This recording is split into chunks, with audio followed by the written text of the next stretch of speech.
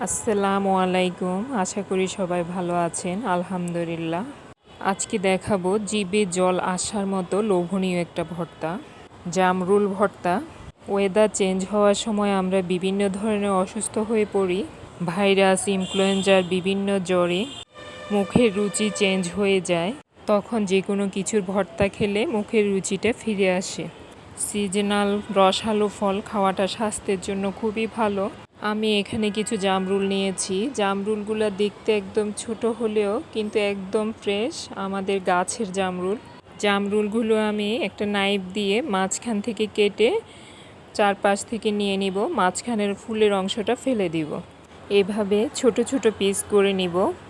মাঝখানে ফুলের অংশটাতে অনেক সময় পোকা থাকে, একটু খেয়াল করে কাটতে হবে, দেখে শুনে। সব কয়টা জামরুল কেটে নিলাম। কাটার আগে কিন্তু ধুয়ে পরিষ্কার করে নিয়েছি। পরিমাণ মতো লবণ দিয়ে দিলাম। টমেটো সস দিয়েছি 2 চামচ, ভাজা জিরে গুঁড়ো 1/2 চামচ, বিট লবণ দিয়েছি সামান্য পরিমাণ, কুচানো ধনেপাতা দিলাম। সবশেষে শুকনো মরিচ দিয়ে ভর্তাটা ম্যাশ করে নিব।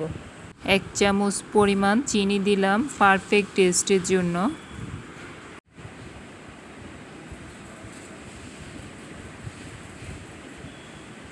হয়ে গেল আমার জামরুলের ভর্তা, জিভে জল আসার মতো লোভনীয় স্বাদে।